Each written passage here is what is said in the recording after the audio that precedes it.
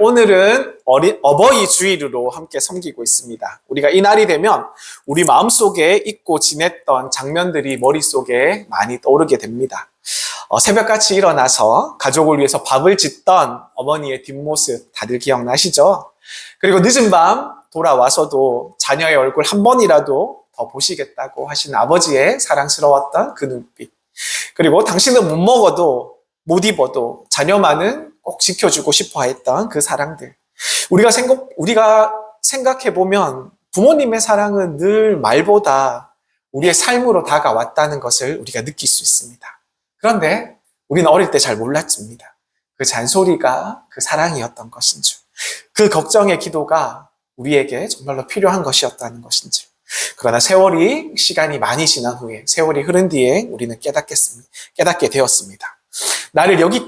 우리를 여기까지 오게 한 것은 부모님의 눈물 어린 기도 덕분이었구나 라는 사실이죠. 사실 부모님의 사랑은 하나님의 사랑을 가장 가까이 보여주는 모습과도 같다고 말씀드릴 수가 있습니다. 우리가 넘어져도 항상 품어주시고 멀리에 떠나서도 우리를 기다려주시는 우리 하나님 아버지. 그죠? 탕자를 기다리시던 우리 아버지 모습처럼 하나님은 오늘도 우리를 사랑해 주시고 우리를 변함없는 그 자리에서 우리를 기다리고 계시는 것입니다. 사랑하는 구누님들, 부모는 단순히 자녀를 키우는 사람은 아닙니다. 자녀에게 하나님이 어떠한 분이신지를 보여주고 알려주고 가르쳐주는 사람입니다. 그래서 부모님의 말 한마디, 그리고 눈물 한마디, 그리고 믿음의 선택 하나가 자녀의 마음속에 있어서는 그 기억이 평생의 기억에 남게 되는 것이죠. 그런데요, 너무나도 가슴 아픈 일이 있습니다. 요즘에 많은 부모들은 세상에 지쳐 있습니다. 먹고 살기가 너무나도 바쁩니다. 세상은 점점 더 험해지고 있지요. 그리고 자녀를 바라보며 한숨을 쉬는 날들이 자기도 모르게 점점 많아지고 있기 때문입니다. 그래서 어느새 우리의 모습을 되돌아보면 감사보다 원망이 더 많아질 때가 저희도 모르게 있다는 것이죠. 왜 이렇게 힘들까? 왜 우리의 가정은 이렇게 항상 어려울까 생각하게 됩니다. 그러나 오늘 하나님은 우리에게 물어보고 계십니다. 너희는 자녀에게 무엇을 남기고 있느냐? 우리는 자녀에게 무엇을 남기고 있습니까? 돈입니까? 재물입니까? 아니면 좋은 환경들입니까?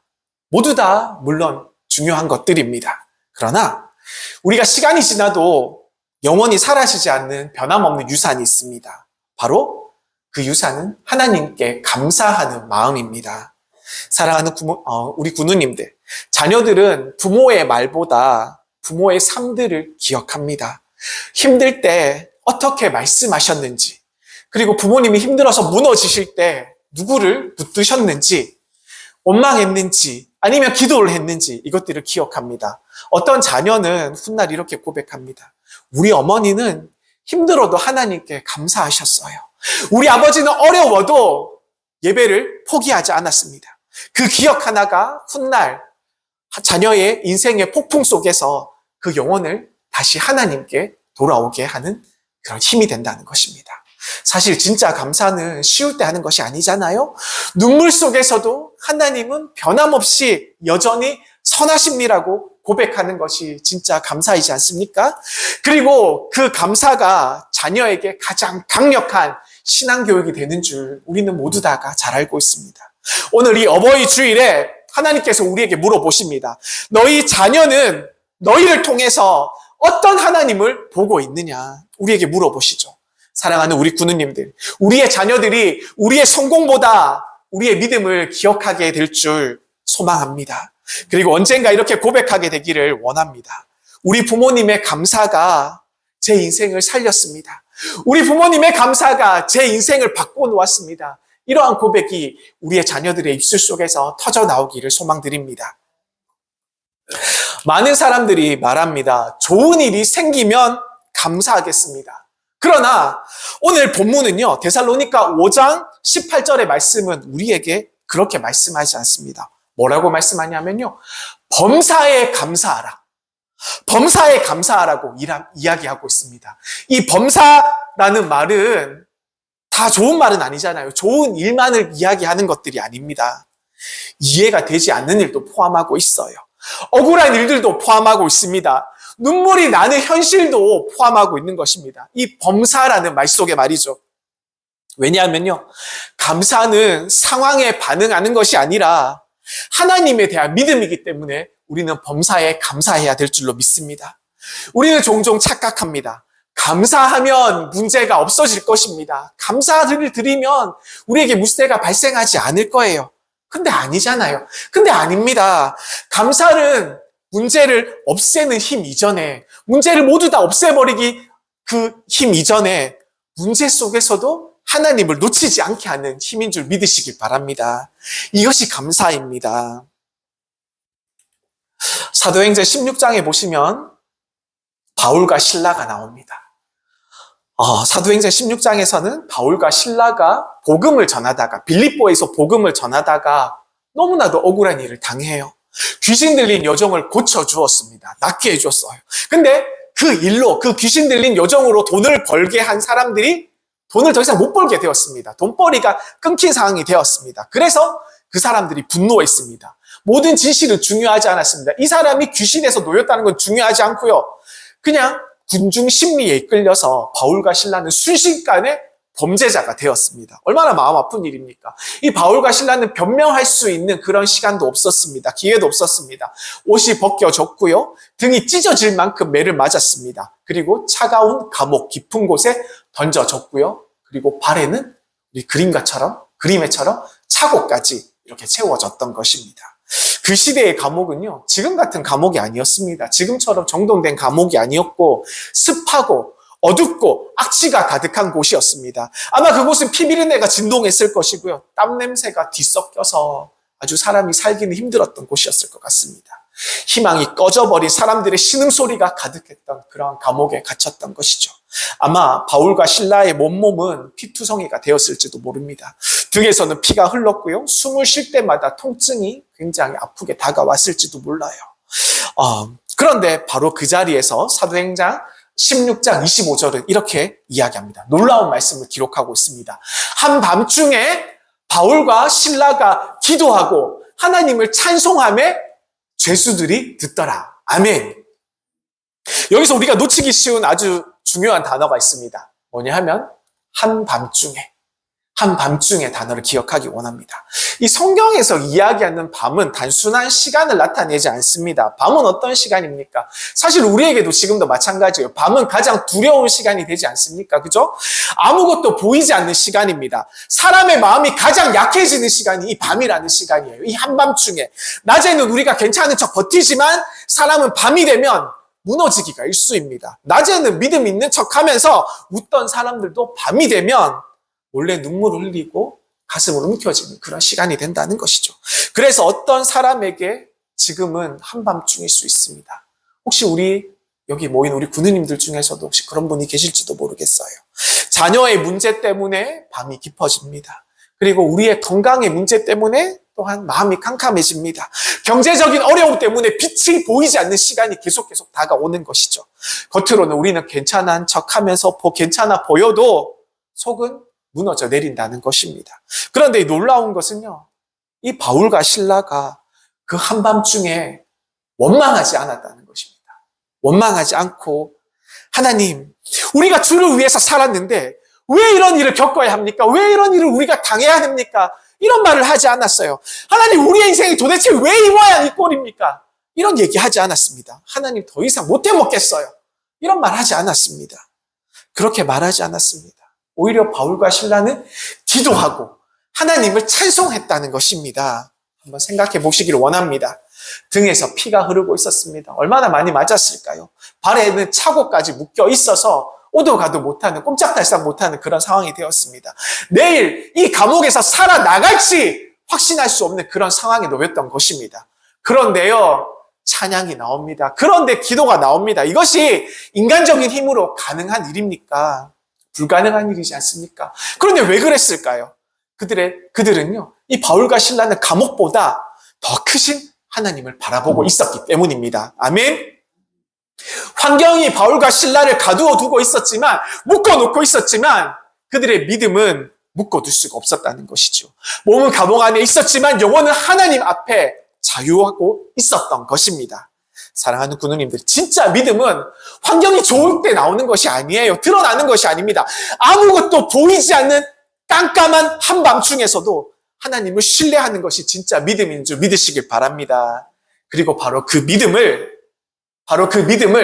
우리의 자녀들이 보고 배운다는 것입니다. 자녀들은 부모의 성공보다 부모의 한밤중을 더 기억할 것입니다. 부모가 무너졌을 때, 부모가 가슴 아프면서 이렇게 쓰러졌을 때 부모가 어떻게 말했는지, 힘들 때 우리 부모님이 누구를 의지했는지, 우리 부모님이 눈물을 흘리실 때, 가슴 아파하셨을 때 하나님을 원망했는지 아니면 하나님께 기도를 드렸는지, 이것들을 우리의 자녀들은 기억한다는 것입니다. 어떤 집에는 늘 원망만 있습니다. 원망의 소리만 들려옵니다. 사는 게 왜 이렇게 힘드냐? 교회에 다녀도 아무 소용이 없더라. 저 사람 때문에 나는 못 살겠어. 이러한 원망의 소리만 들려옵니다. 그 말을 매일 듣고 자라나는 자녀들의 마음속을 한번 생각해 보십시오. 믿음보다 불신이 먼저 더 자라나지 않겠습니까? 그런데 어떤 가정은 또 틀립니다. 생활은 넉넉하지 않습니다. 그러나 부모가 예배드리기를 포기하지 않습니다.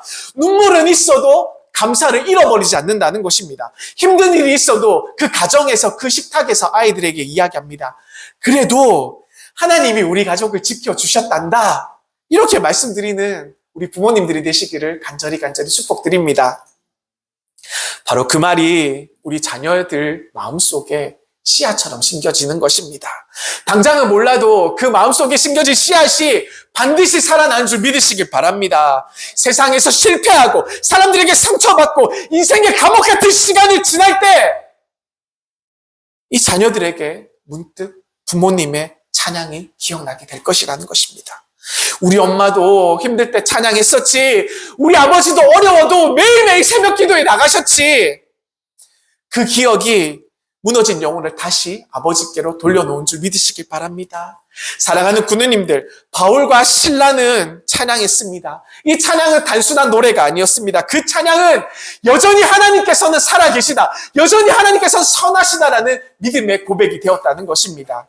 그리고 그 찬양이 감옥을 뒤흔들어 놓았습니다. 성경 사도행전 16장 26절의 말씀에 보시면 이에 갑자기 큰 지진이 나서 옥터가 움직이고 문이 곧 다 열림에 모든 사람의 매인 것이 다 벗어진지라. 할렐루야. 군우님들, 우리의 감사는요, 환경을 초월하는 믿음이 되는 것입니다. 찬양은 현실을 부정하는 것이 아니라 현실보다 더 크신 우리 하나님을 바라보게 하는 힘이 된다는 것입니다. 어쩌면 오늘 우리 중에서도 감옥과 같은 시간을 지나는 분이 있을지도 모르겠어요. 기도해도 답이 없는 것처럼 느껴지고 수고해도 변하지 않는 오늘날의 현실 때문에 지쳐있는 분이 있을 수 있다는 것입니다. 그러나 사랑하는 군인들 기억하시길 바랍니다. 우리 하나님은요, 한밤중에도 일하십니다. 할렐루야. 사람들은 한밤중이라고 이야기하지만 우리 하나님께 있어서 이 한밤중은 여전히 새벽을 준비하는 시간이 되신다는 것입니다. 그리고 부모가 그 한밤중에도 감사하고 찬양하면 그 믿음이 온전히 우리 자녀에게 흘러 들어가게 된 줄 믿으시길 바랍니다. 사랑하는 군우님들, 우리 자녀들에게 원망의 유산이 아니라 찬양의 유산을 남기기를 간절히 소망드립니다. 우리 부모님은 힘들어도 하나님을 붙드셨다. 우리 부모님은 눈물 속에서도 하나님을 끊임없이 찬양하셨어. 그 믿음의 기억이 다음 세대를 온전히 하나님께 이끄는 은혜의 통로가 되는 줄 믿으시길 바랍니다. 성경 속에서 감사를 말할 때 우리는 종종 풍성함 속에서, 우리가 넉넉함 속에서 감사드리는 것이 감사다고 생각하는 분이 있을 수 있습니다. 병이 나았을 때 감사하고요, 문제가 해결되었을 때 감사하고, 기도에 응답받았을 때 감사하는 모습을 떠올리기가 너무 쉽습니다. 그런데요, 성경에는요, 상상하기조차 힘든 그런 시간에도 절망 속에서 하나님을 붙들었던 한 사람이 나옵니다. 그 사람은 바로 욥입니다. 욥은 당대에 가장 존경받는 사람이었습니다. 그 시절에 가장 존경받았던 사람이죠. 재산도 많았습니다. 사람들에게 사랑도 받고 인정도 많이 받았습니다. 무엇보다도 하나님을 경외했던 사람이라고 기록하고 있습니다. 욥기 1장 1절의 말씀입니다. 그 사람은 온전하고 정직하여 하나님을 경외하며 악에서 떠난 자더라. 욥기 1장은 욥에 대해서 이렇게 말하고 있습니다. 그런데 어느 날 욥의 인생이 한순간에 무너집니다. 종들이 막 뛰어와서 막 달려와서 외칩니다. 주인님, 주인님, 소들과 나귀 떼들을 다 빼앗겼습니다. 그리고 또 다른 종이 또 달려옵니다. 하늘에서 불이 내려와서 양떼를 다 태워 죽였습니다. 그리고 또 다른 사람이 쫓아옵니다. 갈대아 사람들이 쳐들어와서 우리의 모든 것을 다 약탈해 갔습니다. 여기서 끝이 아니에요. 더 충격적인 소식이 남아 있습니다. 또 다른 또 다른 종이 달려와서 이야기합니다. 주인님의 자녀들이 모두 다 죽었습니다. 생각해 보십시오. 아침까지 행복했던 가정이, 아침까지 행복했던 집이 저녁이 되기 전에 한순간에 다 무너져 내려앉았습니다. 웃음소리 가득했던 그 가정이 순식간에 통곡의 집이 되었던 것입니다. 다른 것들 다 이해할 수 있습니다. 그러나 부모에게 자녀를 잃는 고통이 얼마나 큰 고통입니까? 그래서 우리의 가슴을 막 찢어놓은 것뿐만 아니고 말로 표현할 수 없는 그런 고통을 우리에게 주지 않습니까? 설명할 수가 없습니다. 가슴이 찢어진 아픔이죠. 더 충격적인 것은 여기서 끝나지 않았다는 것입니다. 그림에 잘 보이세요? 욥의 그림인데 온몸에 이렇게 두드러기 같은 이렇게 욕창 같은 그렇게 피부병이 생겼던 것입니다. 종기가 났습니다. 악성 종기가 생겼던 것입니다. 기와 조각으로 몸을 긁으면서 거리에 앉아서 제 가운데 앉아있는 모습을 드러내고 있습니다. 그 모습을 본 아내조차 욥에게 뭐라고 얘기한지 아세요? 욥기 2장 9절에 보시면 제가 특별히 빨간색으로 적어놨습니다. 하나님을 욕하고 죽으라. 이 사랑하는 아내의 입에서 이런 말이 나왔던 것입니다. 세상적으로 보면 욥은 하나님을 원망해도 이상하지 않습니다. 그죠? 하나님, 제가 무엇을 그렇게 잘못했습니까? 왜 하필 제 인생을 이렇게 모양으로 만드시나요? 왜 하필 제 자녀들을 앗아가시나요? 얼마든지 이렇게 울부짖으면서 하나님을 원망할 수 있었던 것입니다. 그런데 그 순간 욥의 입에서 나오는 말은 성경 전체를 울리는 믿음의 고백이 되는 말을 욥이 합니다. 뭐라고 얘기하냐면요. 욥기 1장 21절입니다. 주시니도 여호와시오, 거두시니도 여호와시니 여호와의 이름이 찬송을 받으실지니이다. 아멘. 이 놀라운 고백이지 않습니까? 어떻게 사람의 입에서 이런 고백이 나올 수 있습니까? 그런 아픔을 겪은 사람의 마음에서 말이죠. 이 말씀은 욥의 단순한 인내를 보여주는 말이 아닙니다. 이것은요, 무너진 자리에서도, 완전히 다 처참하게 무너진 자리에서도, 절망에 빠진 그 자리에서도 드려지는 예배라는 것입니다. 모든 것을 다 잃은 사람이 여전히 하나님 앞에 나와 하나님을 하나님으로 고백하며 인정하는 믿음이 드러나는 장면이 이 말씀에 숨겨져 있다는 것입니다. 사랑하는 우리 구누님들, 여기서 우리가 주의 깊게 보셔야 할 것이 있습니다. 욥은요, 하루아침에 이런 대단한 믿음을 가진 사람이 아니었습니다. 욥기 1장 5절에 보시면요, 욥이 이렇게 얘기합니다. 욥은 평소에도 자녀들을 위해서 늘 기도했던 그런 사람이었습니다. 어떻게 기도하냐면요, 혹시 내 아들들이 죄를 범하여 마음으로 하나님을 욕되게 하였을까 함이라. 이런 말을 하면서 날마다 번제를 드렸던 욥입니다. 자녀들을 위해서 말이죠. 자, 욥은 자녀들을 위해서 제사를 드렸습니다. 이게 얼마나 놀라운 장면이냐 하면요, 욥이 자녀가 잘못했는지도 모르는데 먼저 하나님 앞에 엎드렸다는 것입니다. 먼저 하나님께 나와서 용서를 구하고 하나님께 제사를 드렸다는 것입니다. 왜입니까? 욥은요, 자녀보다 하나님을 더 사랑했던 것은 물론이고 하나님 안에서 자녀들을 품었고 사랑했기 때문입니다. 진짜 믿음의 부모는요, 자녀의 성공만을 바라보지 않습니다. 자녀의 영혼까지 바라보는 것이 진짜 부모가 되는 것이죠. 좋은 대학을 하나님을 경외하는 믿음보다 더 중요하게 생각하지 않는다는 것이죠. 세상에서 잘 되는 것보다 하나님 앞에 바로 서는 것을 더 중요하고 더 소중하게 여긴다는 것입니다. 이 욥이 바로 그런 아버지였던 것입니다. 그래서 욥의 믿음은요, 평안할 때 드러나는 믿음이 아니었고 무너졌을 때 살아나는 그런 믿음이었다는 것입니다. 사랑하는 우리 구누님들, 진짜 우리 부모님들의 믿음은 위기 때 드러납니다.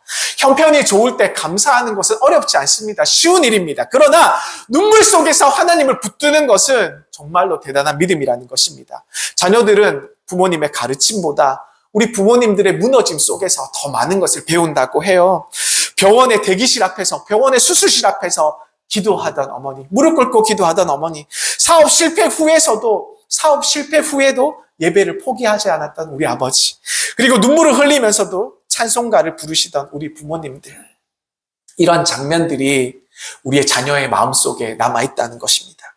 그리고 훗날 우리 자녀가 인생의 무서운 폭풍을 만났을 때 그 기억이 떠오르게 되는 것입니다. 우리 엄마도 저렇게 하나님을 붙드셨지. 우리 아버지도 무너졌지만 다시 하나님을 부르잡고 하나님을 부여잡고 일어나셨지. 그 기억이 우리의 자녀들을 다시 하나님께 되돌아온다고 말씀드릴 수 있습니다.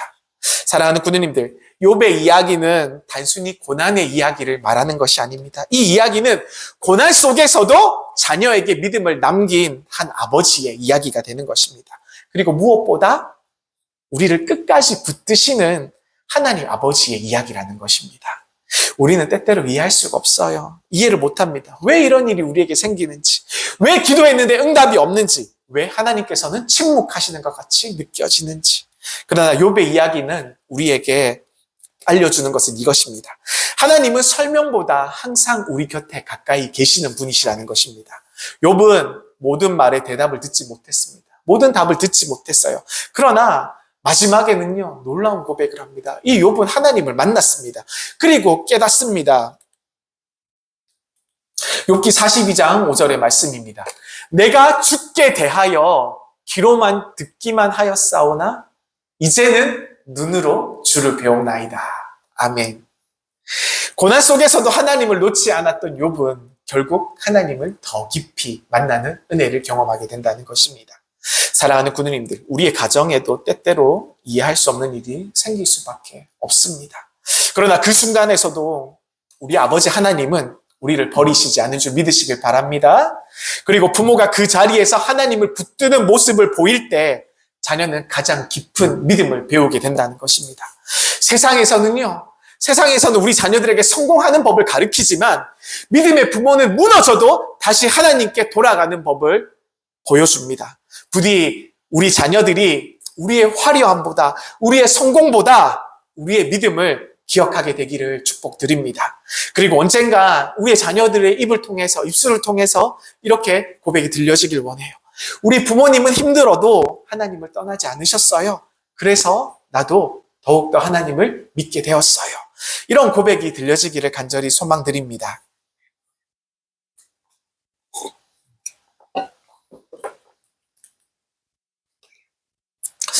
이스라엘 백성은 애굽에서 400년 동안 종살이를 하던 민족이었습니다. 벽돌을 만들며 채찍을 맞았던 사람들이고요.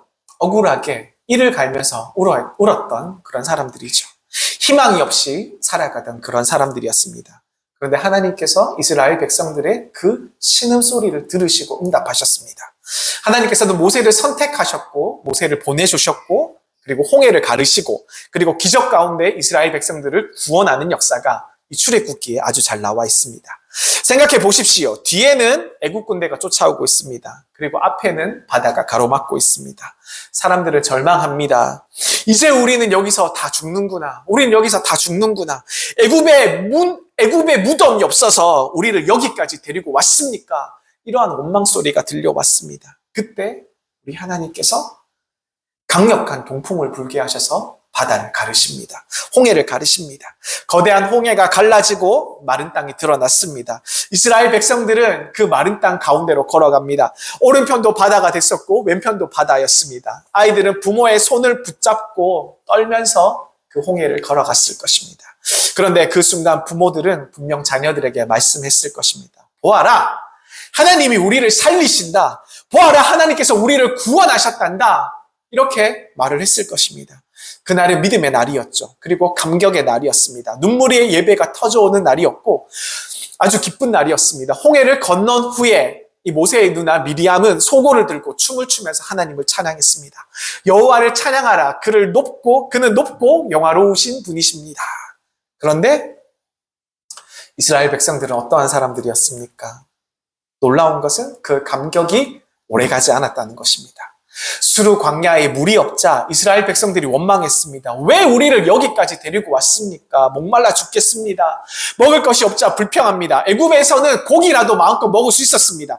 조금만 힘들어지자 말합니다. 차라리 애굽으로 돌아가자. 구두님들, 우리가 여기서 눈여겨 보아야 할 것이 있습니다. 이스라엘 백성들은 기적을 보지 못한 사람들이 아니었습니다. 홍해가 갈라지는 것을 본 사람들이지 않습니까? 하늘에서 만나가 내리는 것을 체험했던 사람들입니다. 낮에는 구름 기둥, 밤에는 불 기둥으로 인도해 주신 하나님을 만났던 사람들입니다. 그런데도 원망이 터져 나왔습니다. 왜일까요? 바로 은혜를 잊어버렸기 때문입니다. 하나님의 은혜를 망각했기 때문입니다. 감사는 기억에서 시작되지만 이 원망은 망각에서 시작됩니다. 사람은 은혜를 잊지 않지만 사람은 은혜를 잊기 시작하지만 현재의 문제만 크게 보는 것뿐입니다. 어제의 홍해는 잊고 오늘의 물 한 모금만 생각하는 것이 우리 사람들이라는 것이죠. 하나님이 여기까지 우리를 인도해 주셨다는 것을 잊어버리고 지금의 당장의 불편한 마음만 붙잡고 있는 것입니다. 그래서 감사가 사라지면 우리의 믿음도 점점 더 약해지기 마련입니다. 사랑하는 구누님들, 더 무서운 것은 이 사람들의 원망이, 이스라엘 백성들의 원망이 다음 세대까지 고스란히 흘러 들어갔다는 것입니다. 광야에서 태어나고 자란 아이들은 부모님의 말을 들으면서 자랐습니다. 힘들어 죽겠단다. 불안해 죽겠어. 앞날이 보이지가 않는구나. 차라리 애굽으로 돌아가고 싶단다. 이런 말을 들으면서 이 다음 세대가 다 자라났다는 것이죠. 그 말을 들은 다음 세대가 어떻겠습니까? 그런 말을 듣고 자란 세대가 결국은 가나안 땅 앞에서도 두려워했습니다. 하나님보다 더 큰 현실을 바라보았기 때문입니다. 현실을 더 크게 보았기 때문입니다. 왜냐하면 그들의 귀에는 감사보다 원망이 더 많이 들려왔기 때문입니다. 사랑하는 구누님들, 우리의 가정에서 분위기가 너무너무 중요합니다. 부모가 늘 두려움 속에서 말하면 자녀도 세상을 두려워할 수밖에 없습니다.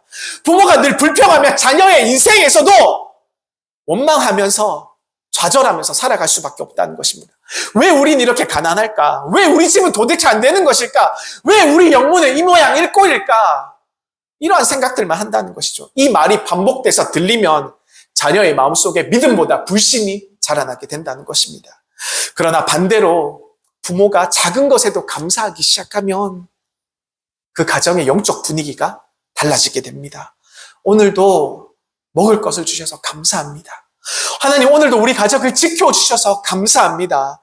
힘들지만 하나님께서 오늘도 우리와 함께 하신단다. 이런 말을 듣고 자란 자녀들을 생각해 보십시오. 하나님이 살아계시는 분이라는 것을 배우면서 자라지 않겠습니까? 어떠한 가정은 넉넉하지 않아도 따뜻합니다. 왜냐하면 하나님께 대한 감사가 가득하기 때문입니다. 그러나 어떤 집은 가진 것이 많아도 늘 분위기는 냉랭합니다. 찬기가 흐를 수밖에 없어요. 왜냐하면 원망이 가득하기 때문입니다. 감사는 환경이 아니라 영적인 분위기로 만들어진다는 것을 기억하시길 소망드립니다. 사랑하는 구누님들, 생각해보면 하나님은 광야에서 이스라엘 백성들을 포기하신 적이 없으십니다. 버리신 적이 없으세요. 그들은 원망해도 하나님께서 만나를 주셨습니다. 불평해도 물을 주셨고 넘어져도 다시 길을 열어주신 우리 하나님 아버지셨습니다. 마치 철없는 자녀들을 바라보는 부모처럼 하나님께서는 오래 참으시고 인내하셨습니다. 우리도 그렇지 않습니까? 우리 자녀들이 투정을 부려도 밥을 차려주고요. 철없이 말을 해도 우리는 기다려줍니다. 넘어져도 다시 안아주고 품어주는 것이 우리 부모들이지 않습니까? 그 사랑이 바로 하나님 아버지의 사랑입니다. 우리는 때때로 이스라엘 백성처럼 이미 받은 은혜보다 지금 없는 것을 바라보면서 투정 부리며 살아가지 않습니까? 그러나 오늘 하나님께서는 우리에게 말씀하십니다. 내가 너를 여기까지 인도하지 않았느냐? 내가 너를 여기까지 인도해 내었단다. 사랑하는 구누님들, 우리의 가족들이 원망의 광야가 아니라 감사의 광야를 지나가시기를 간절히 축복드립니다. 우리의 환경은 여전히 광야일 수 있습니다. 삶은 여전히 쉽지 않을 수가 있어요. 그러나 그 광야 속에서도 우리 사랑하는 우리 구누님들이, 우리 사랑하는 부모 세대가 감사하기 시작하면 자녀들을 하나님을 배우기 시작합니다. 우리 부모님은 힘들어도 하나님을 신뢰하셨어. 우리 부모님은 우리가 없는 형편 가운데서도 늘 감사하시면서 살아오셨어. 그 믿음의 고백이 다음 세대를 살리는 감사의 유산이 되는 줄 믿으시길 바랍니다. 그러므로 사랑하는 부모님들, 우리 자녀들 앞에서 원망보다 우리 하나님께 대한 감사를 더 많이 하시기를 축복드립니다.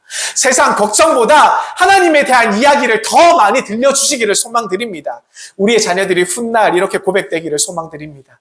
우리의 집은 넉넉하지 않았지만 우리 부모님의 감사 덕분에 하나님이 살아 역사하신다는 것을 알게 되었어. 이러한 고백이 우리의 자녀의 입술에서 터져 나오기를 소망드립니다.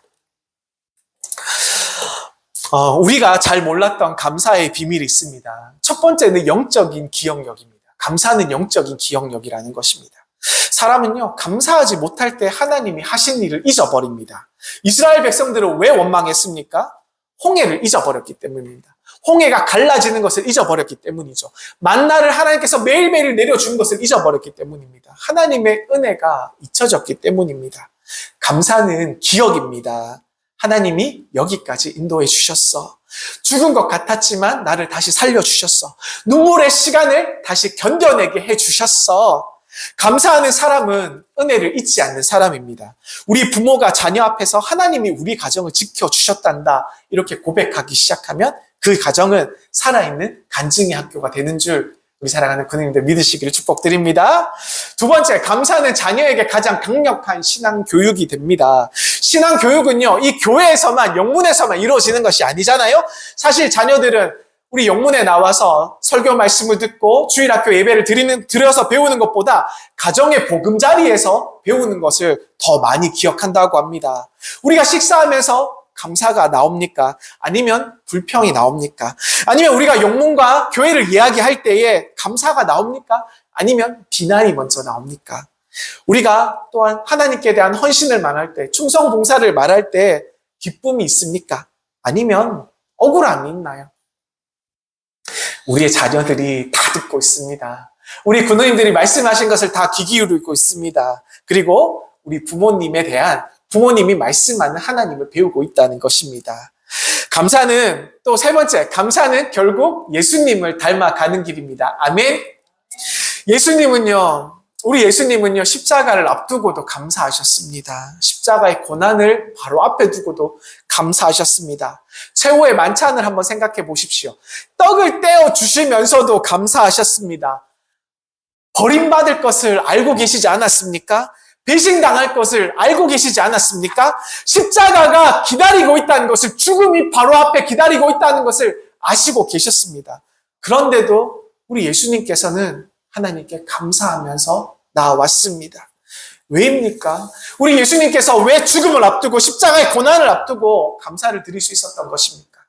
고난 너머의 구원을 바라보셨기 때문입니다. 진짜 감사는 우리의 처한 현실이 좋아서 나오는 것이 감사가 아니에요. 우리가 하나님의 뜻을 신뢰할 때, 우리가 하나님의 뜻을 붙잡을 때 나오는 것이 진정 감사라는 것입니다. 예수님의 감사는요, 결국 우리 모두를 살리는 감사가 되었습니다.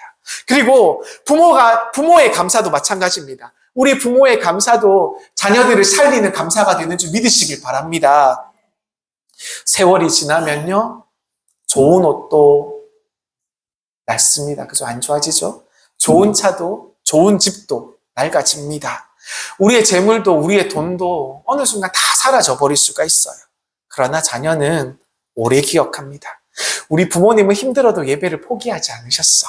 우리 어머니는 눈물의 기도로 밤을 지새우셨어. 우리 아버지는 어려워도 하나님께 늘 감사하셨어. 그 기억이 우리의 자녀들을 다시 하나님께 돌아오게 만든다는 것입니다. 어떤 자녀들은 세상으로 멀리 떠나갑니다. 그러나 결국은 돌아올 때가 있다는 것이에요. 왜 돌아오게 됩니까?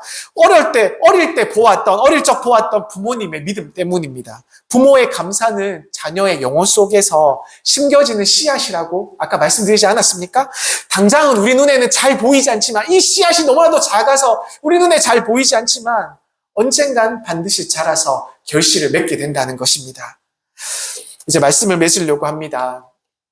사랑하는 구누님들, 어버이 주일에 하나님께서 우리에게 원하시는 것은 우리가 완벽한 부모가 되는 것이 아니에요. 우리가 감사하는 부모가 되어주라는 것입니다. 우리 하나님께서 우리가 감사하는 부모가 되어주시기를 진정 원하십니다. 우리는 실수할 수 있습니다. 우리는 넘어질 수 있습니다. 우리는 늘 부족할 수밖에 없는 것이 우리들의 모습입니다. 그러나 그런 가운데서도 하나님 감사합니다 라고 말할 수 있는 부모가 되어 주십시오. 자녀에게 있어서 최고의 교육은 감사하는 부모의 모습인 줄 믿으시길 바랍니다. 오늘 우리의 가정이 다시 감사의 재단을 쌓으시면서 회복하시는 모습이 되기를 주님의 이름으로 축복드립니다. 원망보다 감사가 많아지고 두려움보다 찬양이 많아지고 탄식보다 기도가 많아지기를, 그러한 가정이 되기를 주님의 이름으로 축복드립니다. 그리고 우리가 이러한 가정에서 자라났을 때, 우리의 자녀들이 이러한 가정에서 자라났을 때 훗날 이렇게 고백하게 되기를 또한 바랍니다. 우리 부모님의 감사 덕분에 나는 하나님을 더욱더 신뢰하게 되었습니다. 이것이 우리 자녀들이 이렇게 고백할 때, 우리 자녀들이 이렇게 고백하며 하나님께 나올 때, 우리 부모된, 우리 어버이된 우리에게 가장 아름다운 감사의 유산이 되는 줄 믿으시기를 간절히 축복드립니다. 아멘. 감사합니다. 기도하시겠습니다.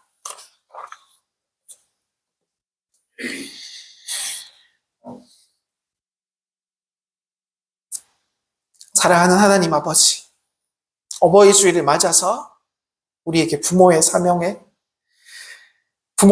다시금 깨닫게 하시니 감사드립니다. 우리의 입술의 원망보다 감사가 있게 하여 주시고, 우리의 처한 환경보다 하나님을 더 바라보는 믿음을 우리에게 허락하여 주옵소서. 우리의 자녀들이 우리의 삶을 통하여서 하나님을 보게 된 줄 믿고 나아갑니다. 우리의 기도와 감사와 눈물을 통해서 우리의 자녀들이 믿음을 배워나가기를 소망드립니다. 힘들어도 우리로 예배하게 하시고, 눈물이 흘러도 찬양하게 하시고, 모든 순간 하나님께 감사하는 믿음의 사람들이 되게 하여 주옵소서. 우리의 모든 가정들마다 감사의 향기가 넘치게 하시고, 다음 세대가 하나님께 대한 감사의 유산을 이어갈 수 있도록 주님, 우리를 통해서 역사하여 주옵소서. 주님 감사합니다. 예수 그리스도의 이름으로 기도드립니다. 아멘. 우리 다 함께 일어나셔서 찬송가 429장 세상 모든 풍파 너를 흔들어 함께 찬송 드리도록 하겠습니다.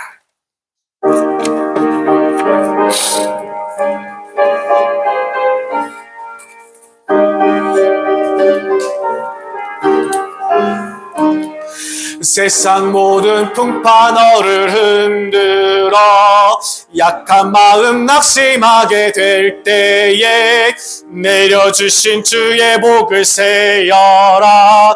주의 크신 복을 내가 알리라. 받은 복을 세어 보아라. 크신 복을 내가 알리라. 받은 복을 세어 보아라. 주의 크신 복을 내가 알리라. 세상 걱정 너를 부르고 십자가를 등에 지고 나갈 때 주가 내게 주신 복을 세어라. 두려움 없이 항상 찬송하. 아멘. 받은 복을 세어 보아라. 크신 복을 내가 알리라. 받은 복을 세어 보아라. 주의 크신 복을 내가 알리라. 세상 권세 너의 앞길 막을 때 주만 믿고 낙심하지 말아라. 천사들이 너를 보호하리니 염려 없이 앞만 보고 나가. 받은 복을 세어 보아라. 크신 복을 내가 알리라. 받은 복을 세어 보아라. 주의 크신 복을 내가 알리라. 아멘. 이제는 우리를 위해 십자가 끝까지 사랑하신 우리 주 예수 그리스도의 크신 사랑하심과 우리로 감사하는 부모의 모습을 보이게 하시는 하나님의 아버지의 크신 은혜와 눈물 속에서도 감사하게 하시고 원망보다 찬양하게 하시며 우리의 가정과 다음 세대를 감사와 믿음으로 붙드시는 성령 하나님의 감화, 감동, 교통 충만한 역사하심이 오늘 어버이 주일을 맞이하여 자녀에게 세상의 성공보다 감사의 삶의 본을 보이기로 결단하는 우리 모든 구세군 문경영문의 모든 군우들 위해, 감사의 믿음을 가정의 유산으로 남기기를 소망하는 부모들 위해, 눈물로 기도하는 어머니들과 묵묵히 가정을 지켜온 아버지들 위해, 그리고 우리의 자녀들과 다음 세대 위에, 이 땅의 모든 주의 교회 위에 이제로부터 영원토록 함께 하시기를 간절히 축원하옵나이다. 아멘. 주님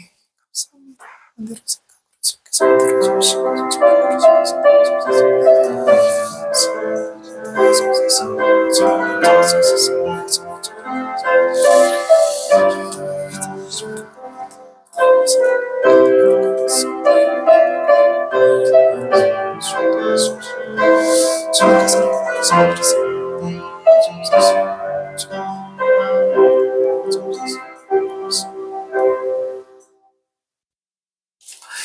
네, 감사합니다. 성결 예배를 마치겠습니다.